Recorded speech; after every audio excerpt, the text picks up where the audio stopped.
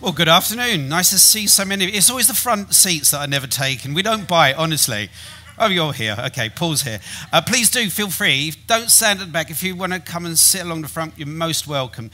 Can I extend a huge, heartfelt thank you for taking the time to spend the day with us. Hopefully, it's a long day. You can hear what we're planning to do, but also you can have a bit of fun, which is part of today. So what do I want to share with you over the next 20 minutes or so? Well, I want to connect what we're doing with some practical stuff that might be of interest, but connect it to our new 10-year strategy. So that's what I'm going to try and do. Funnily enough, this week, was it yesterday? It might have been yesterday.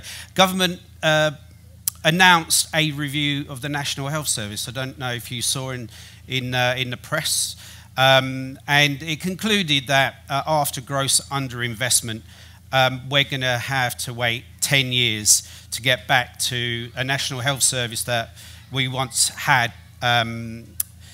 And it made me reflect that's probably where we are as a sector in housing. You know, 10, 14... sounds political, but it's been a prolonged period of social policy designed to erode social housing and to make people prefer to be in the private sector. And you don't have to go too far back in the early 70s when my mum and dad got their council house. 1 in 3 houses in this country were social homes, and today 1 in 6 houses are social homes. We have 5,500 people just in Bath and North East Somerset, 2.1 million people in this country waiting for a home, somewhere to call home. We are in the midst of a housing crisis. So it is nice and it is optimistic to see a government that's talking about building 1.5 million homes and putting in place policies that hopefully will support us, because through this 14-year period of erosion of social housing, we've also had very significant headwinds when it comes to how much income we receive, rents that we can charge. 30%, our rent is about 1/3 of the market rent, and yet over the last 14 years we've been asked to do more and more, stretch that rent pound more and more. So you find us an important point, which is to try and imagine a world where things are where we both like them to be, whether it's residents or colleagues at Curo, a place we'd all be proud of. And that's where we start, which is where would we love to be in 10 years' time, and a place where everyone feels proud about the quality of the housing is the starting point. But I make no, I'm not naive. This is not going to be an easy journey. Like the National Health Service, this is going to require some significant change for us as an organisation and very supportive government policies in order to enable it. So that sounds a little bit of a challenge, but I'm optimistic, and I think having a plan is the starting point to that journey. I've called up my presentation about working in partnership with you, because there are going to be some choices to make around where we invest that pound. We can only spend that money once, so being clear around where the best use of that money is critically important, and that's best done when it's done in partnership with those people we serve. Because whilst it won't be a perfect decision, certainly in the first few years, because the government have made no bones, there is no more money at the moment for any of the public services, including social housing. Knowing that we've made decisions that you agree with, they're not going to be life-changing overnight, but systematically over the years, they will add up to make our vision come true. And part of today is to give you an opportunity to feel some excitement with us and wish to come on that journey with us. That's what I'm trying to do today, is to say it's going to be tough, but it's going to be easier if we do this together. I'm going to talk about how we're performing relative to other organisations in the sector, but I'll start with sort of the operating environment, because the operating environment, the world we live on, is not set to get any easier. But we start with, I'm assuming most know that the social housing sector is quite heavily regulated. We have a regulator of social housing. They have traditionally, certainly in the last 14 years, been all but there has been very little consumer regulation. When in 2011 they dismantled most of the public infrastructure, the consumer aspects of what protected social housing tenants was also dismantled, the consumer standards. I'm very, very happy to see consumer regulations now being established once again for social housing. We now have a set of standards. All organisations across the country that are registered as housing associations will be expected to comply with those minimum standards. And as part of those standards, there's a national set of measures that we all have to report on. And it's those measures that I'll just tell you where we are today at the beginning of this 10-year journey. But it is going to be more bureaucratic, it's going to be more prescriptive, it's going to take more work. And sometimes you'll say to us, why are you doing that?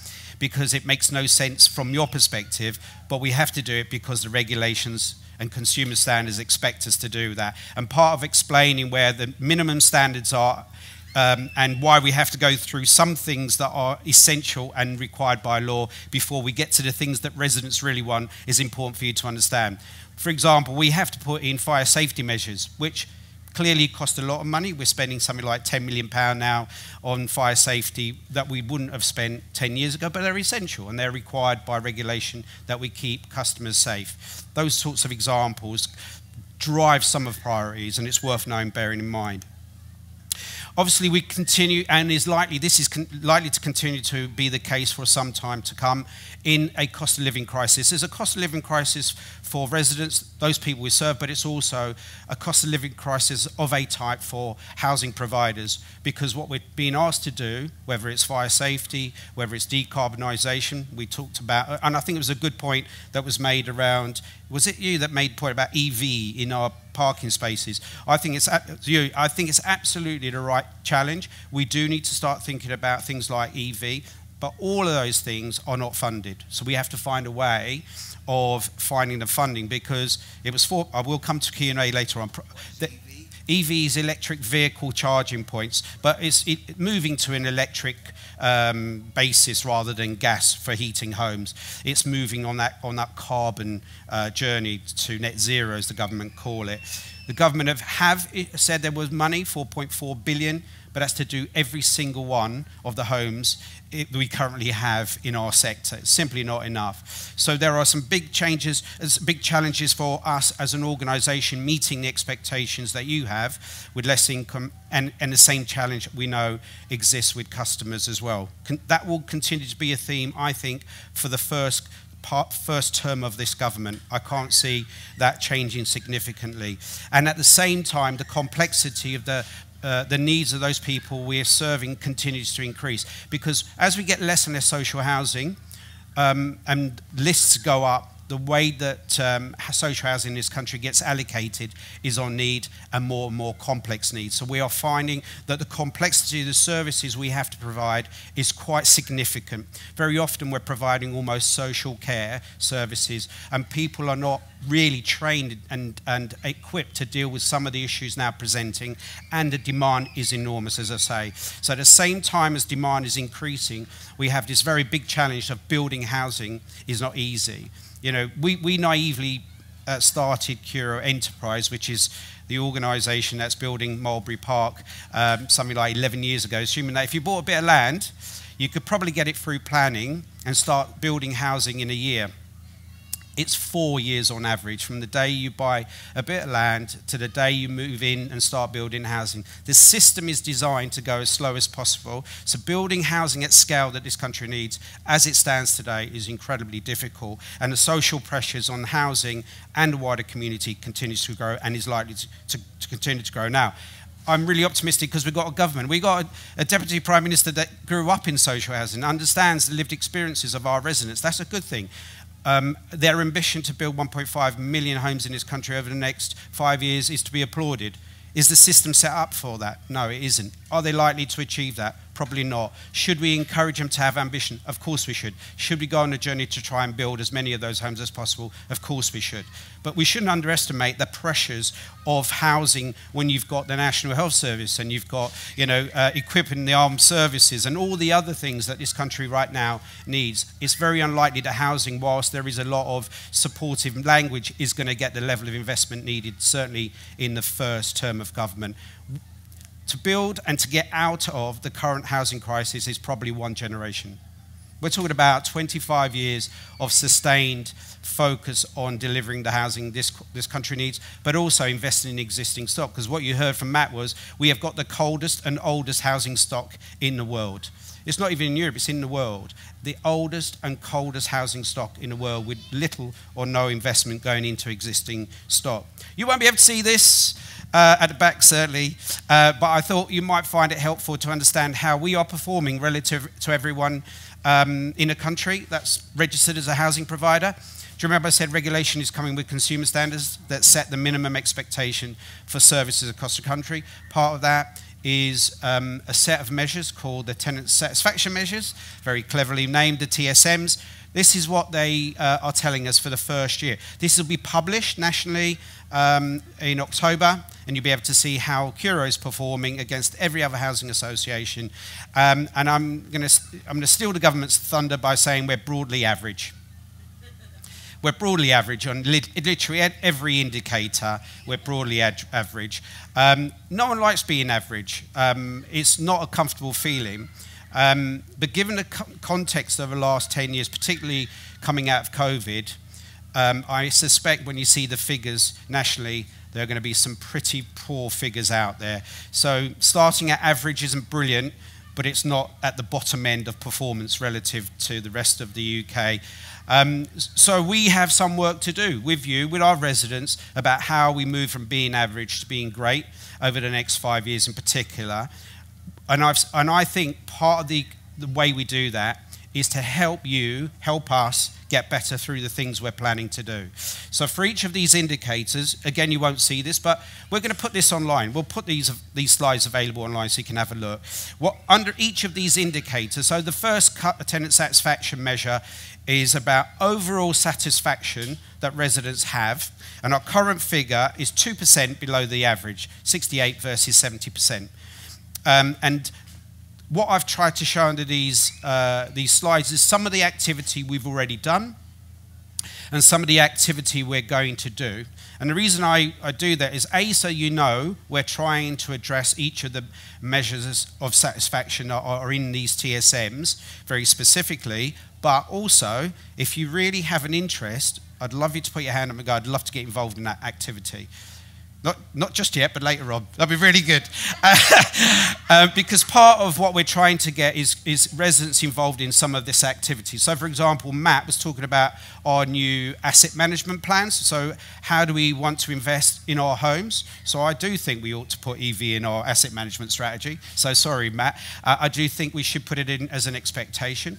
And even if we can't do it in the first few years, we should have it in our to-do list to do, and we should be working hard with government to get the funding to put that infrastructure in place. Funnily enough, if we try to build social housing today, so we bought quite a large site in Frome, we wanted to build all our homes to EPC-A, which is the most efficient, and that required us to put photovoltaics, which is the panels on top that collect sun and convert it into electricity, air source heat pumps, so that you don't have gas boilers, and then battery storage so you can take that energy and then use it during the evening if you're working during the day. We couldn't do that for all homes. Why? There's not enough electricity supply in this country to be able to do exactly what the government wants us to do, which is make our homes net zero. There are very significant infrastructure issues we still need to overcome. Even if Curo had a magic wand and could do that for every home, the system isn't designed in order to support that. So I just wanted to pick up a few extra things. So we're doing a repairs and maintenance review. Luke, the director for that service, is doing that review right now. So if you're interested in getting involved in repair and maintenance review, do let us know. That is about how we deliver services, what should the service standard should be. We currently spend a shocking 50% of all our maintenance money on reactive maintenance. So if we spend, I can't remember the total number, but I think it's something like £28 million. We spend £28 million a year on maintenance, of which half of it is on reactive. And as you imagine, if you spend something reacting, you're not going to spend it in the best way.